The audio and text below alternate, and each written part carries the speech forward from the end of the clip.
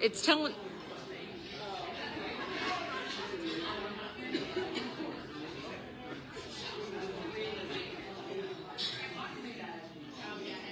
That's what I thought.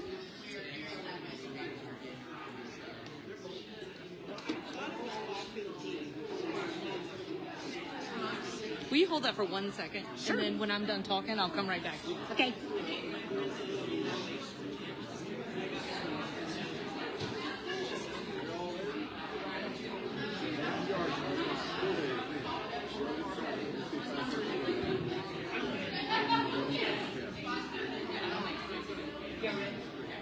Hey y'all!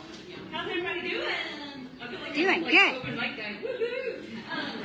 Thank y'all for coming out for our March History on Tap. March is Women's History Month, and so we thought what better way to celebrate than bringing out some wonderful local women to talk about even more wonderful local women. So this evening, we've done this style a couple of times before, where we have biographies of local women. You may have heard some of them on WHOP. Roland in March for the Every morning, that's great. I love it. Thank you. But we have some ones I hope you haven't heard yet, and they're going to do them in a round robin style. The women we have with you will be introduced before the end of the night, but I will say that all 6 of them run nonprofits downtown, which is a big deal. Look at that. And we asked her for round there, but she's supposed to be out of town because she also runs a nonprofit, Hoptown Chronicle downtown. Yeah, the flights were too much of a mess, so she is here. We're glad she's here, but you got off the hook for having to be one of our readers. So here's how it's going to work. They're going to just round robin.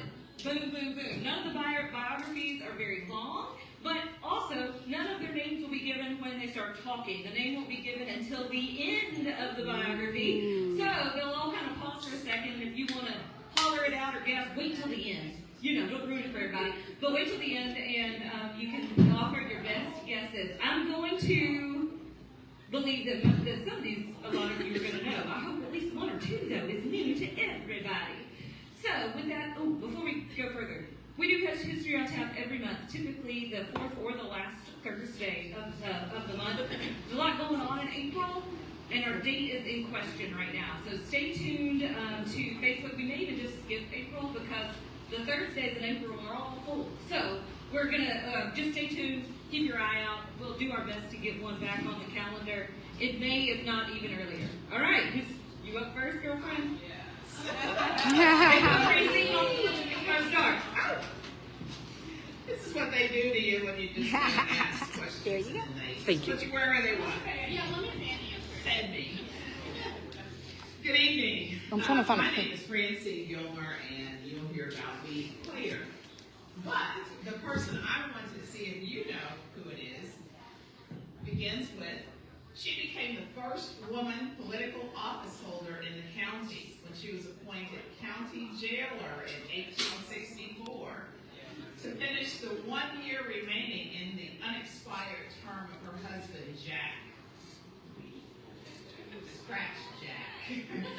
The unexpired term of her husband, jailer Newton W. Allen, who died in office August 30th, 1864.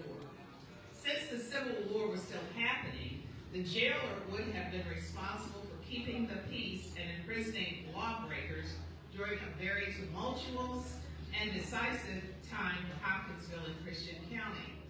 In fact, Confederates would burn the county courthouse the December after she took office.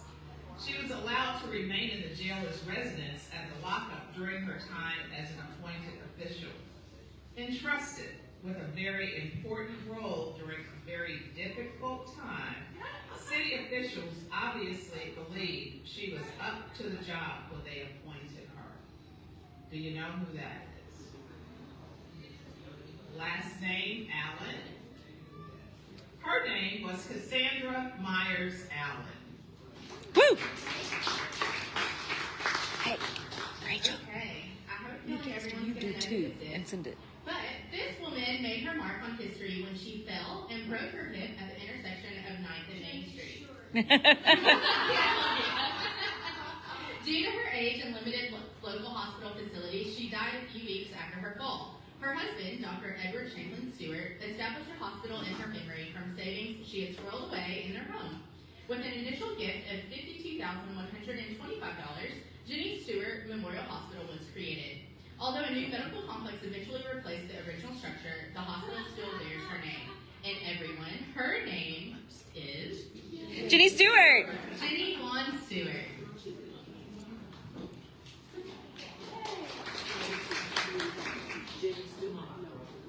In 1917, she became the community's first official historian when the State Council of Defense made her war historian for Christian County during World War I.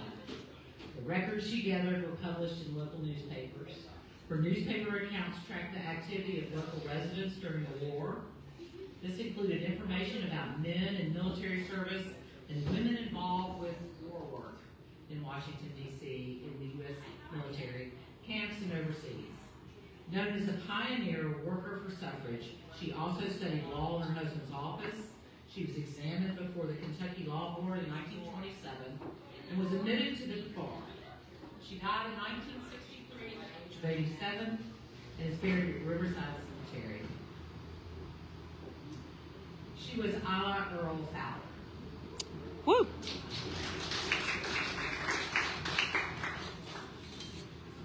Born in Hopkinsville in 1899, this woman distinguished herself as a writer with the publication of a novel. In 1955, New York publisher Wilford Funk released her book, Under One Roof, a fictional and nostalgic account of her childhood in Hopkinsville tobacco family. The book won praise from reviewers across the country, and 2 Nashville television stations interviewed her. The book came from stories she had written for her English teacher, Ann Parrish, at Bethel Women's College. Before she became a legal secretary for Sheldon Trimble IV's office in downtown Hopkinsville, she attended a fine art school in St. Louis and worked briefly in Louisville for a fashion designer. Under One Roof was her only published book. She passed away in 1986 and is buried at Riverside Cemetery. She was Emma Wilson.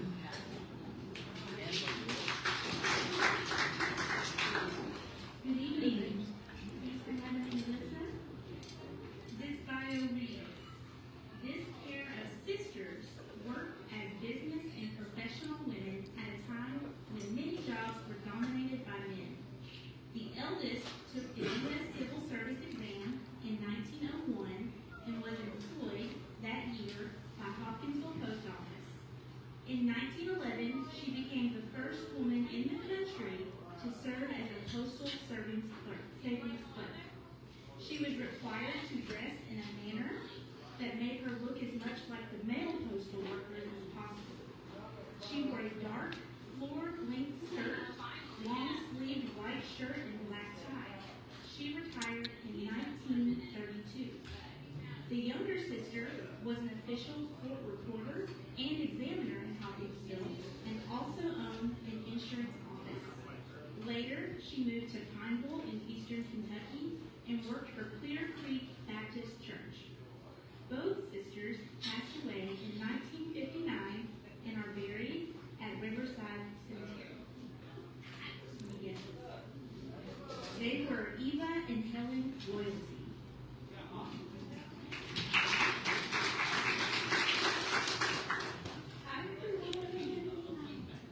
All right. Born in Hopkinsville in 1911, this woman worked at the Boss Manufacturing Company making gloves for 20 years. The daughter of Arthur and LaRue Collins Fortson, she graduated from Addix High School in 1929 and married Edward Bradley. After the glove factory closed, she worked at Western State Hospital as a foster grandparent and owned the community laundromat. At the time of her death at age 93, she was the oldest member of the Durrett Avenue Baptist Church. In the 1960s and 70s, she served as the representative of the Durrett Avenue Redevelopment Committee and was a key leader with the Neighborhood Task Force of the Hopkinsville Human Relations Commission Committee on Community Change. In 1969, she donated the house and land to create the Dirt Avenue Community Center. A strong neighborhood and community advocate, she died in 2005 and is buried at Cave Cemetery. She was Denver Bradley.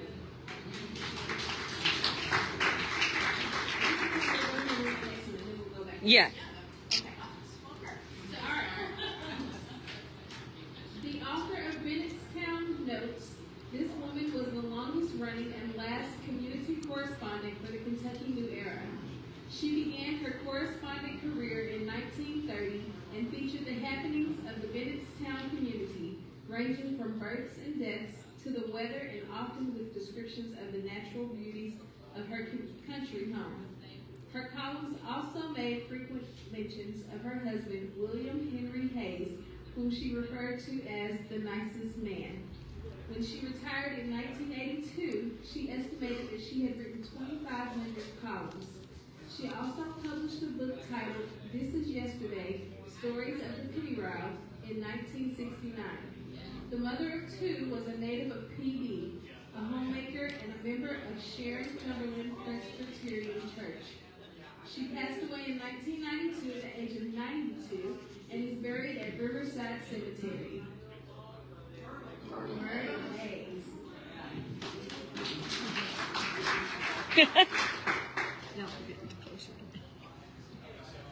She served as Kentucky's first state supervisor of African American schools. Born in Charlottesville, Virginia in 1888, she graduated from Hampton Institute in 1909. She began her teaching career at the Whittier Practice School in Hampton, Virginia, and worked in the public schools in Charlottesville before moving to Kentucky around 1912. Here, she established the Department of Domestic Science at Attic High School when the all-black high school opened in 1916. She was married to Dr. Manson A. Melton, likely the first African-American dentist to practice in Hopkinsville and one of the earliest college-trained black dentists in the state. They were members of Freeman Chapel Church. She passed away in 1983 at the age of 94 and is buried at Cave Spring Cemetery. She was Julia Melton.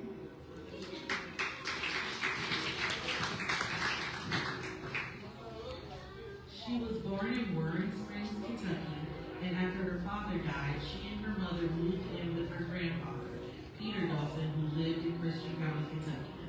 She started school in the 3rd grade at Little Lafayette in Christian County and graduated valedictorian of her grade school.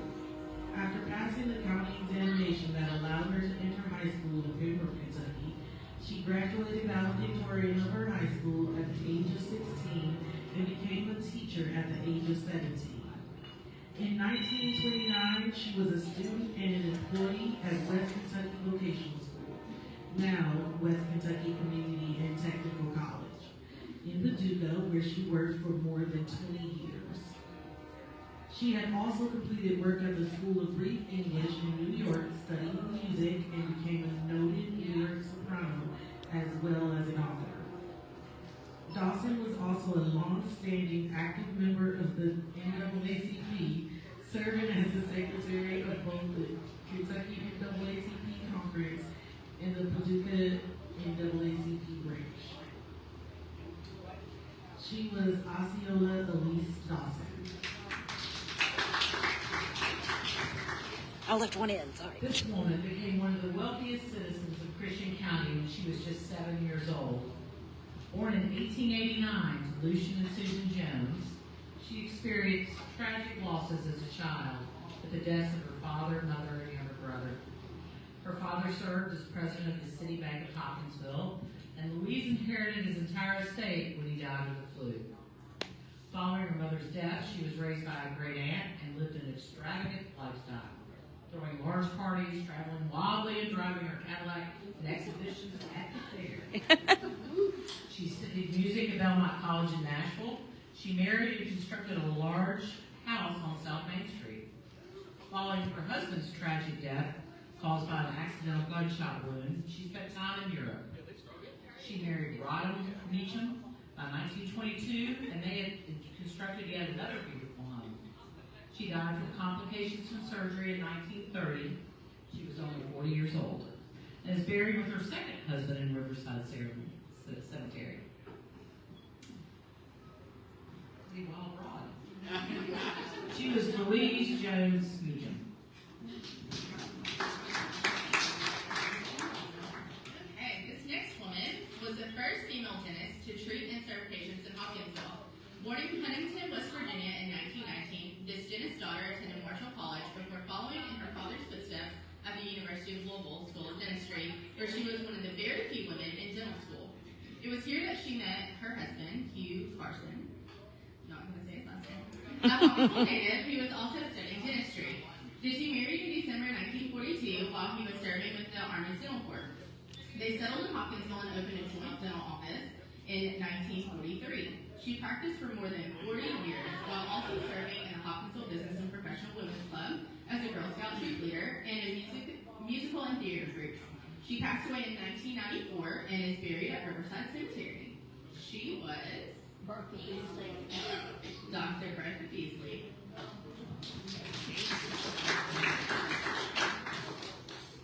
This young lady serves as the 59th bishop of the Christian Methodist Episcopal, or CME Church. She was elected in 2010, and this Hopkinsville native is the denomination's first woman to serve in this office, where she is currently the ecumenical bishop and program development officer for the CME Church. She is a fourth-generation CME and follows a long family line of pastors. Her grandmother was an active missionary, and her two sisters are also CME ministers. She holds a Bachelor of Arts degree from Vanderbilt University and a number of postgraduate degrees and certifications, including her Doctor of Ministry degree from United Theological Seminary. In addition to serving on several boards and as a professor at several colleges, she is a member of the renowned Alpha Kappa Alpha Sorority Incorporated, and she is a life member of the NAACP and a published author. She is the Reverend Dr. Teresa East Norton. Teresa was also my classmate and classmate Linda Motley back there. Oh no, you do another one, Francine.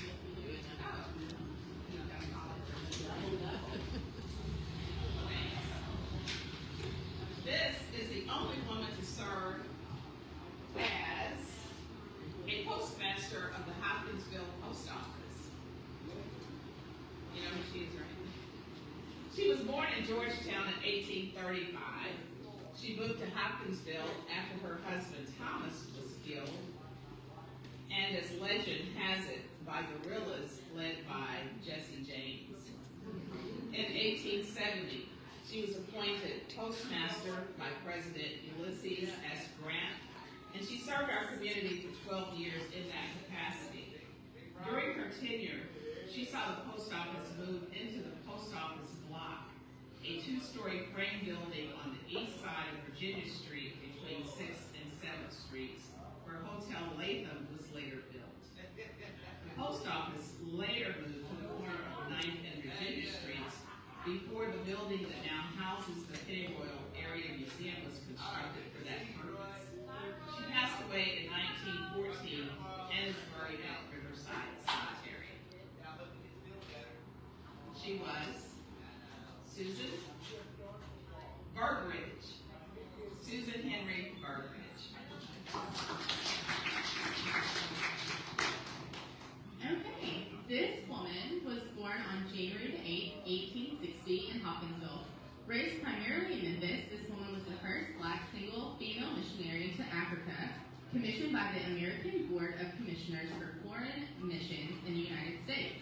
She served in Mozambique from 1888 to 1893, and later in Southern Rhodesia from 1893 to 1897. A graduate of Fisk University, she worked to establish schools for area children where she served as their teacher. The children received a Christian education and were required to work 2 hours each day to compensate for their food and clothing. She returned to the U.S. after serving in Africa for 9 years. She lived in Memphis with an adopted African daughter and worked as a school teacher. She was Nancy Laney Jones.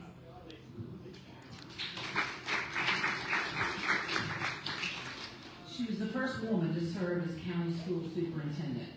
Elected as a Republican, hard to say, 1894 and 1898. She served 2 4-year terms and was made the first woman to be elected by popular vote to a county office. Sorry, y'all. Her office was in the clerk's office above the theater, and she had a staff of no one but herself. You know how that feels some days, right? She was provided $5 per month for a buggy and a horse to visit the county schools, and she was on the road virtually all of her term.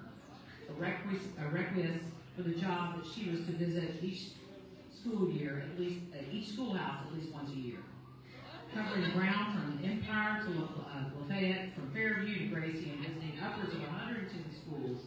When she traveled to Kentucky College, she was the first woman elected as president of the Kentucky Education Association, and she was appointed by the governor to serve on a special commission to investigate educational conditions throughout the state. Later, she opened an insurance business and an office on the 2nd floor of the Otto building. She was almost 90 years old when she died in 1951 and is buried in the She was Katie McDaniel.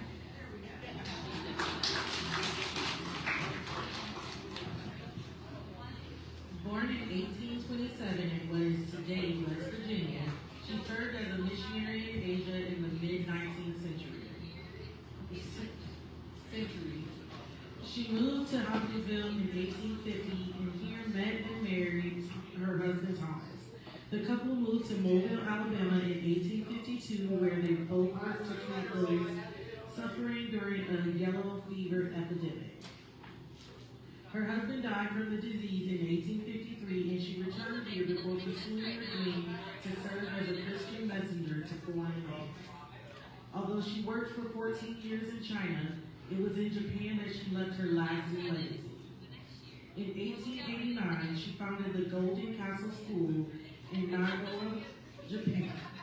Today, the school is known as Kinzo Gakuin and has grown into the country's largest women's educational complex that spans from kindergarten through the university level. In 1994, the school published a biography of her to honor her role in the school's founding. Anne Randolph. She was Anne Edgar Randolph. You win, Nancy. Where are my homemakers? Any 4-H'ers? Got one for you.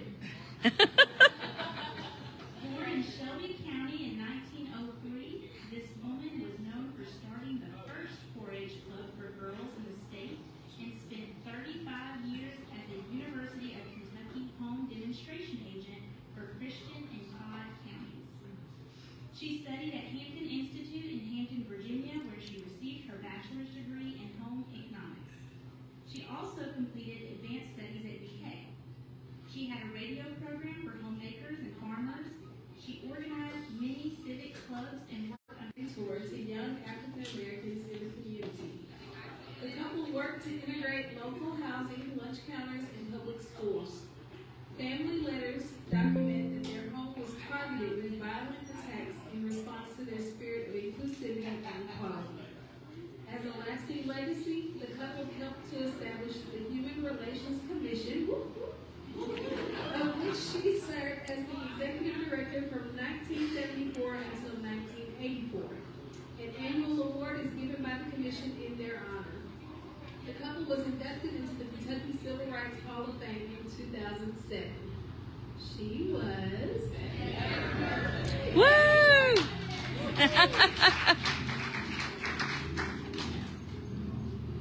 She was the Christian County Extension Agent for Home Economics from 1959 until she retired in 1986.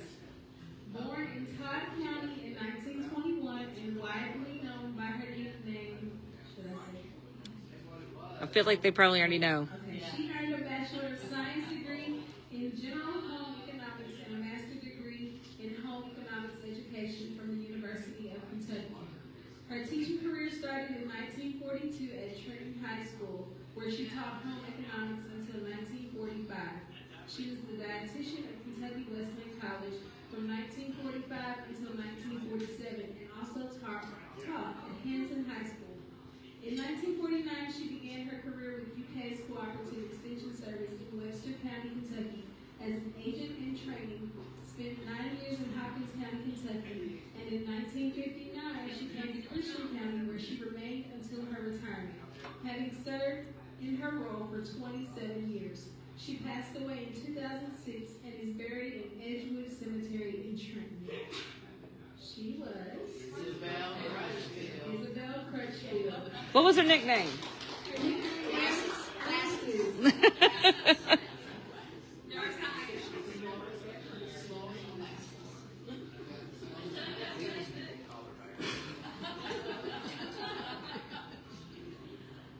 She was a local patron of the arts, a social favorite, a beautiful person, a highly accomplished conversationalist, a talented musician, and an excellent horsewoman. Her acts of charity, her public benefactions, and her care for the sick and distressed make her loved by everyone.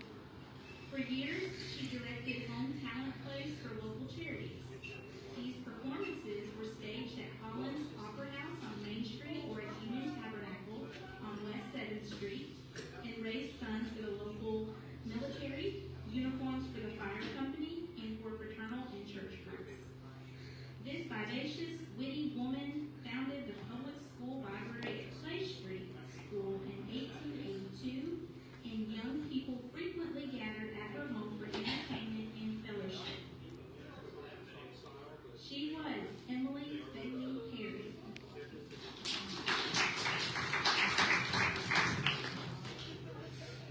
This woman blazed a trail for female journalists in Kentucky for more than 60 years. In her freshman year at Austin Peay State University, she started her journalism career at the Clarksville Leaf Chronicle as a society editor. A year after graduation, she became the news director at WHOP radio station. In 1962, she began work at the Kentucky New Area, covering crime, courts, and Fort Campbell. She was the first female reporter in the newsroom. She was part of the team that covered the aftermath of the Gander crash and was at Fort Campbell the day President Reagan and the First Lady came to console families. Jennifer Brown wrote that this woman drove a red Cadillac, voted Republican, loved big friendly dogs, fed bread to fat squirrels in her yard, laughed often, cooked like a pro, and remembered names and old tales that others forgot. She wrote her last column just 2 months before her passing in 2016. She wrote about the first hummingbird of the season arriving at her house. In 2017, she was inducted in the Kentucky Journalism Hall of Fame. She was Mary Burns.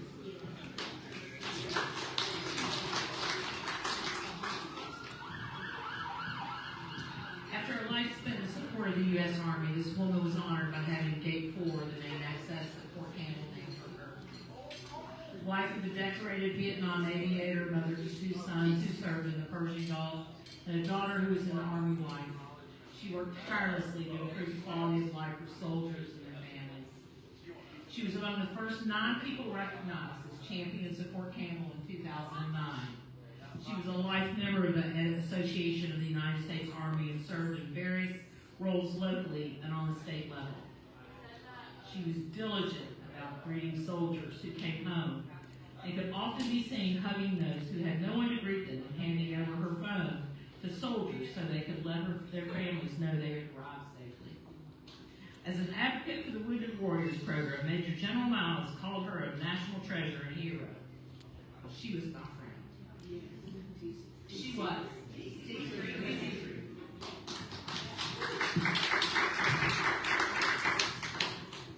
This woman broke broke ground for all women with her career success in the 1960s.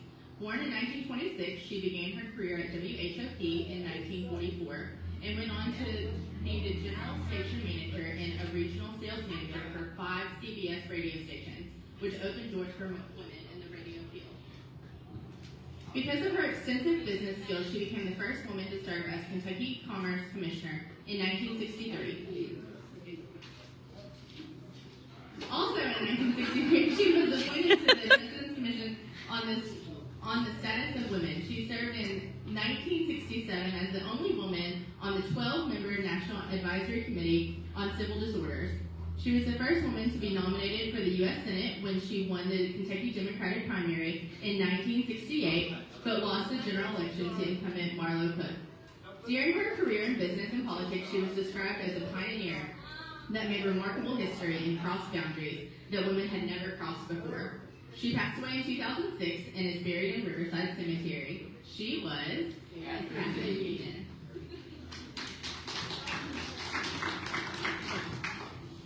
This lady gained fame as an opera singer, performer, and vocal coach. She was born in 1885. She was the daughter of the longtime owner of the Hotel Latham. She was a most talented operatic singer who made her debut as a dramatic soprano with the Chicago Opera Company. She later performed with the Minneapolis Symphony and the Cincinnati Symphony, toured the country, and settled in New York City. A leading critic described her saying, "She commands many shades of expression without exaggerating any of them, and deserves to rank as a singer of high rank." Hopkinsville enjoyed her talents firsthand as she returned home frequently to sing at benefits concerts. She served as the chair of the University of Louisville's School of Music. She passed away in 1972 and is buried at Riverside Cemetery. She was Emma No Adams. Her father, whom I did not say, was A.D. No.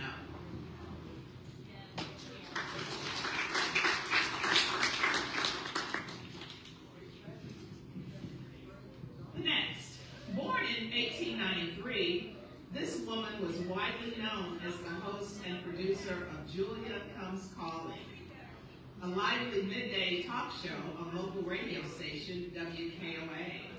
She began her radio broadcasting career in May 1959 and hosted almost 5,000 programs, blending music, interviews, guest entertainers, recipes, and new ideas. One such idea was the initial planning for the Pennyroyal Area Museum. Woo! Her show aired its last program in June 1978, just shy of 20 years after its debut. She was a 1911 graduate of Hopkinsville Bethel Female College with a degree in music, and she shared her musical talent in many ways, playing the piano at Newstead Presbyterian Church, at weekly Rotary Club meetings, and for the Christian County Homemakers Chorus. She passed away in 1988 and is buried at Riverside Cemetery. She was Julia Henry. Yes. Okay, this woman worked for 25 years for the Pennyroyal Area Museum, serving as the administrative assistant, curator of collections, interim director, and overall caretaker of the community's history. During her tenure with the museum, she expanded our understanding of local African American history and helped the museum broaden its collection to include artifacts to tell a comprehensive story of Hopkinsville, Christian County, and the region. Her influence remains in the museum's approach to history in innovative ways to make a lot out of a little, and in the ability to maintain the museum through tough times. A native of True County, she was the daughter of Cost Tapp and Mary Warden Watkins, and the mother of Mary Stokes and Arlandia Stokes. She was Marilyn Watkins Stokes. This Hopkinsville native was a professor of English and literature at Christian County High School and Hopkinsville Community College. While teaching at the college, she founded and served as the facility advisor of the Round Table. the college literary journal in 1967. The journal was founded on the idea that all voices deserve representation, showcasing the best literary fiction, poetry, creative nonfiction, and high contrast artwork from the local area and beyond. It strives to develop a sense of community and kinship between our local area and the world at large. She also established Roundtable Park during her time as a college. She passed away in 2012 and is buried at Riverside Cemetery in Bobo's girlfriend. She was Frances Thomas.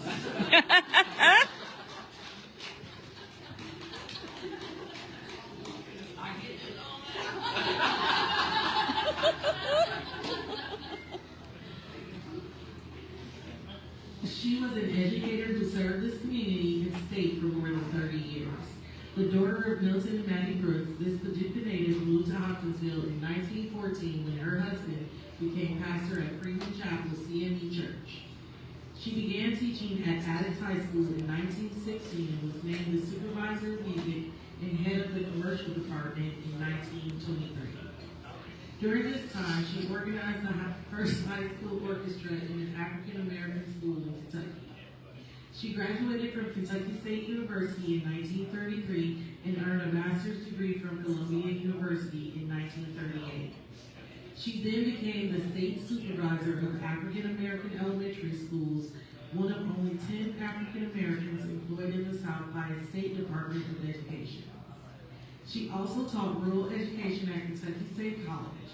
She retired in 1947 and further focused her efforts on church and philanthropic work until her death in 1962. She was Mamie Brooks Copeland.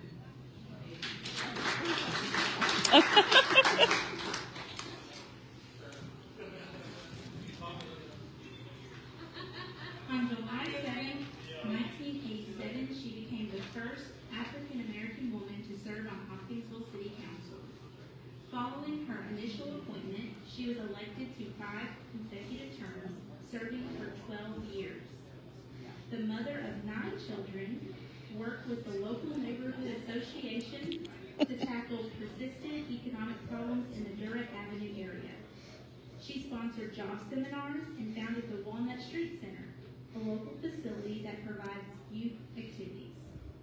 She also helped to launch the Hopkinsville Inner City Transition Squad to improve housing and fight crime.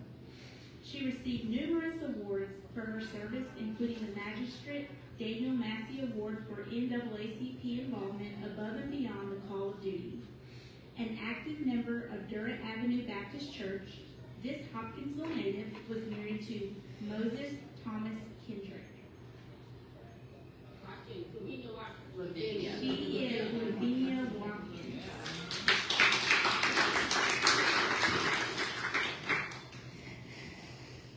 This woman dedicated her life to the betterment of this community. Born in Paducah in 1939, she worked locally with special needs students and served as the first African-American vice president of the West Side School PTA. She later served as the field representative for Congressman Carol Hubbard for many years. She was a co-founder of the Modernettes Civic Club, served on the Pioneers Women's Auxiliary, and on the local Special Olympics Committee. She was also the president and area director of the NAACP and was a member of the Democratic Women Association, the Western Kentucky Fair Board, the Kentucky Commission on Human Rights, the Penny Route RCMD Board, and the Human Relations Commission. She was an honorary Kentucky Colonel, an advocate for voter registration, and was a member of the Jesse Jackson Rainbow Coalition Committee and the Dr. Martin Luther King Jr. State Commission. She passed away in January of 2019, and she was my neighbor. She was, I'm going to say her full name. She was Myrna May Pink Hensley Brooks White. Girl.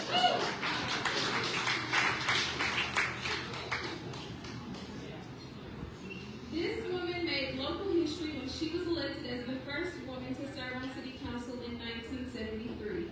But education has always been at the heart of her service to the community and beyond. Following her council term, she was also one of the first to the Christian County School Board in 1976, on which she served for 12 years. The Pembroke resident and clinical social worker continues her efforts to improve public education across the state as a member and former chair of the Pritchard Committee for Academic Excellence, an independent, nonpartisan organization of volunteers working to improve education in Kentucky. She has been a member of the committee since 1983, where she has utilized her skill at negotiations to defend essential elements of educational reform to maintain Kentucky's progress toward educational excellence. In 2018, she was awarded the Pritchard Committee Award of Excellence for her years of committed service to improving educational opportunities for all children. She is also a previous recipient of the Hal and Betty Thurman Award from Human Rights Commission, and she was the 2025 Woman of the Year presented by HRC.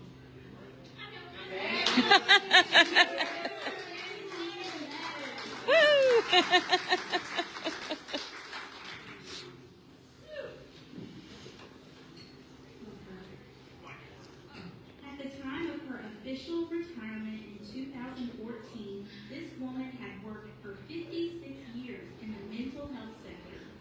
She has hardly slowed down since.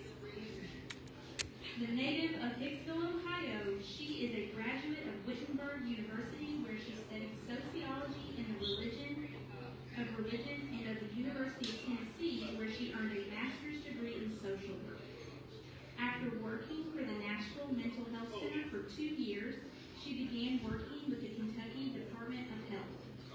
While there, she helped plan 2 mental health centers, including the Pennyroyal Center here in Hopkinsville. And when the center opened, she was one of only 4 employees.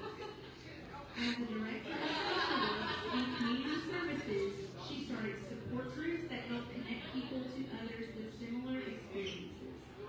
She worked in a children's clinic, operated a private practice, and counseled at Cornerstone Counseling. She helped save the Alhambra Theater in the early 1980s and was awarded the Hal and Betty Thurman Award by the Human Relations Commission in 1979 and was the Fannie Bronson Postal Woman of the Year in 2011. She is a passionate mother of the League of Women Voters, an avid painter, and a member of the Hopkinsville Art Guild. She has been one of the major driving forces behind Grace and Mercy, a local women's home dedicated to empowering those in crisis by extending the love of Christ.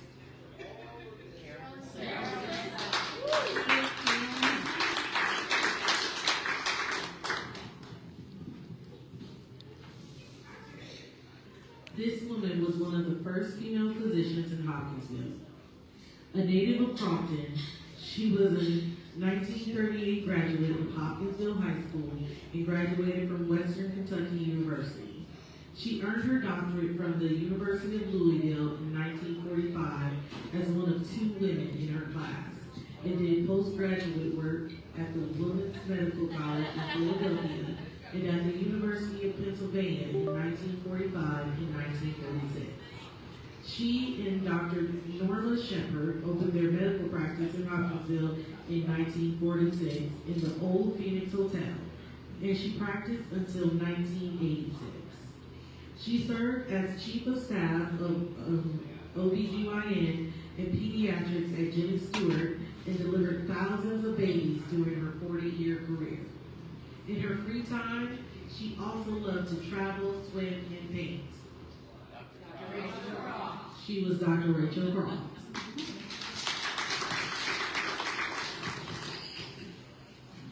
This Hopkinsville native was admitted to the Kentucky Bar practice in 1915, and according to family history, was the first woman in Kentucky to do so.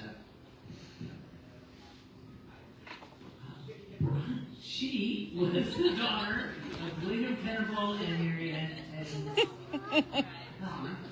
She graduated from Chicago Law School and briefly in Louisville before returning to Hopkinsville. She devoted much of her adult life to civic and political work, but apparently did not spend much time practicing law. A suffragist, she was founding member of the first chairwoman of the Kentucky League of Women Voters. She also helped organize the Hopkinsville Hopkinsville's Women's Club in 1920 and led efforts to register local women to vote after the ratification of the 19th Amendment. The local League of Women Voters erected a Kentucky State Historical Marker in memory of her and her accomplishments this past December. Ooh, that was She a died while. in a Pembroke nursing home on April 15, 1973, and is buried at Riverside Cemetery. She was...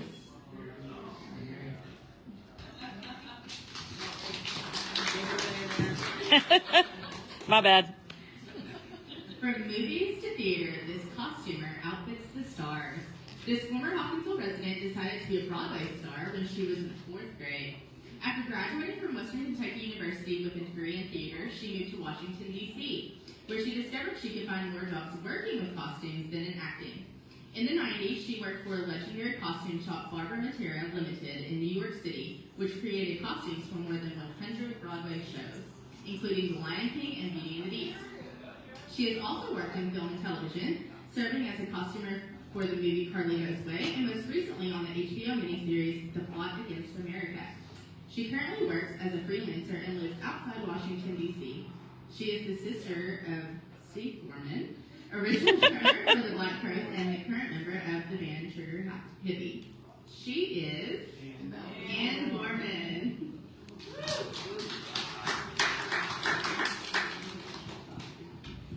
So, this lady was an American contralto opera singer and actress who sang at the Metropolitan Opera and other opera houses. She is best known for creating the role of Nettie Fowler in the original Broadway production of Carousel. She was born in Hopkinsville, Kentucky, and moved to Owensboro after her freshman year of high school.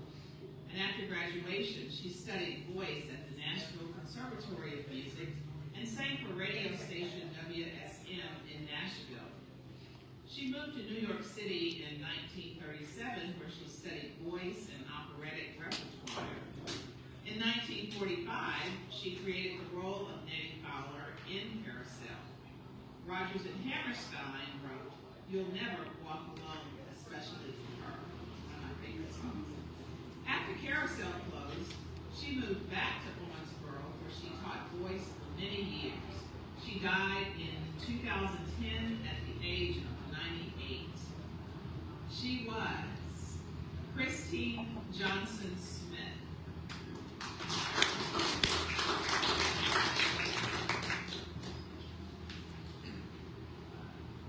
And now, some people you all may know, or a person we all know. This Hopkinsville native serves as the executive director of the Human Rights Commission of Hopkinsville Christian County. She earned her Certified Diversity Professional designation from the Institute for Diversity Certification in 2023 and uses this specialized qualification to help organizations enrich their approach to equity and inclusion as they work toward advancing cultural proficiency.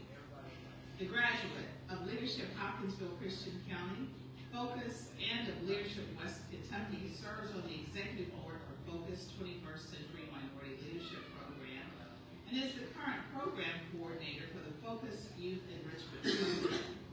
She also serves as a member of the Bell Hooks Legacy Group, the Kiwanis Club, and on the advisory councils for Indian Hills Elementary and Hopkinsville Middle Schools.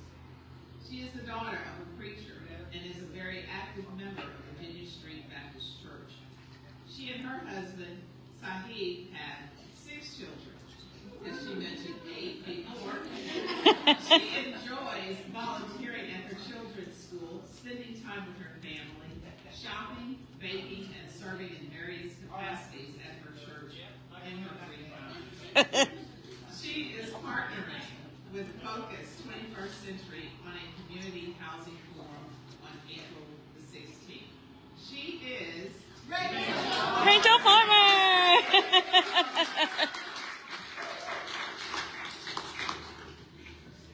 Okay.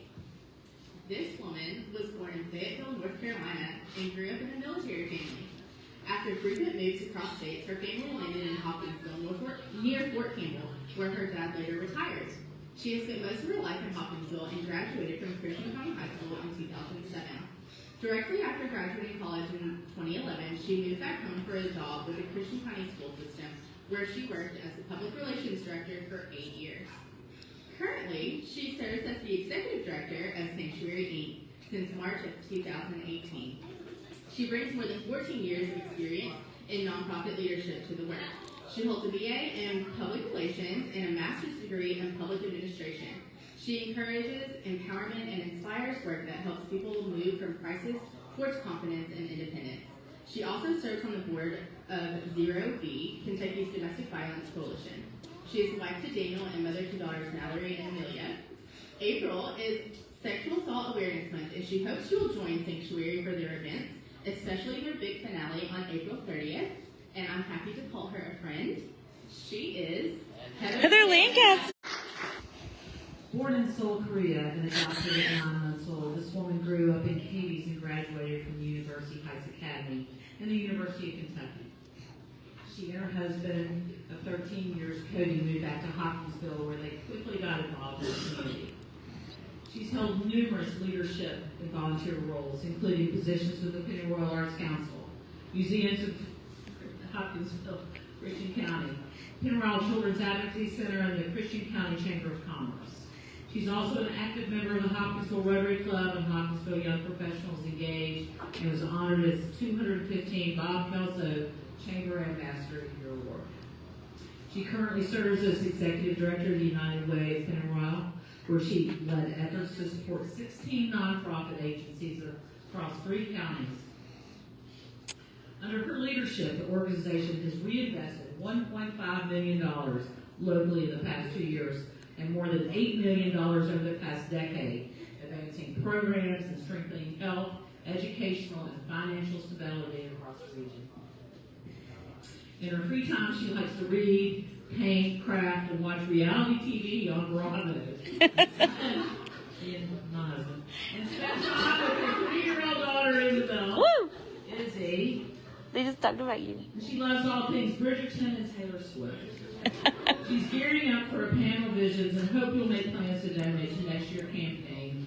She is one of my favorite people. She is Melanie Hoptown. Oh!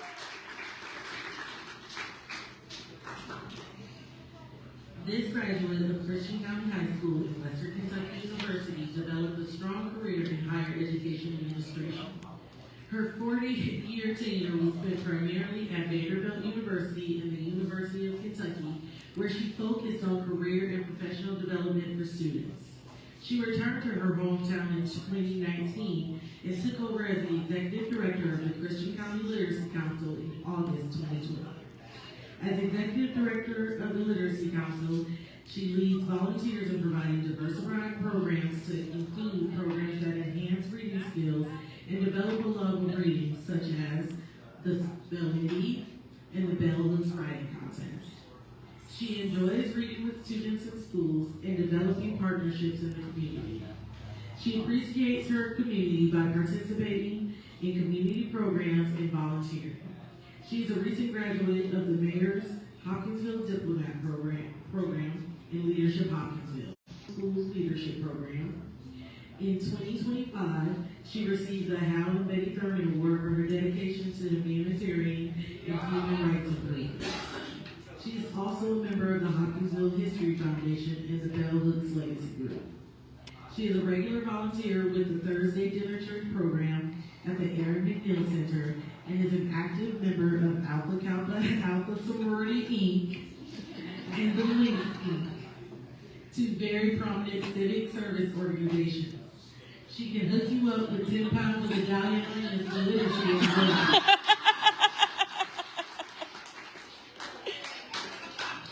She is Francine King. I'm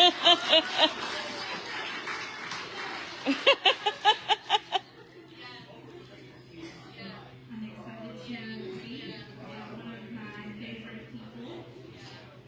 It says, with deep roots in Christian County, this woman has spent most of her childhood moving all over the southeast into her father's career.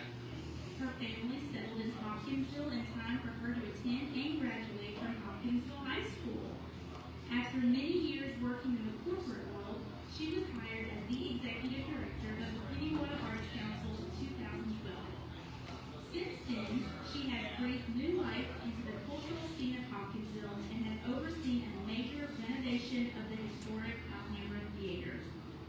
She is a Rotarian and serves on the board of directors of Hopkinsville Energy Services, Energy Net, and of the Kentucky Arts Council. She also worked as a personal stylist, owning the Perfect Closet for 20 years and wrote a monthly food column for the Kentucky New Era. She is currently one of 3 M's in the Triple M hospitality group that owns the Krusty Pig downtown. She loves big and frequently shows this love by cooking for her friends and family, and the food is always delicious. With decades of visiting New York City under her belt, she has seen more shows and has eaten at more restaurants and toured more museums than she can count. She loves snuggling her cats, Louis, Lacey, and Loretta. Tickets are on sale for an evening with Sage and the Steel Drivers, and she hopes to see you at the Alhambra.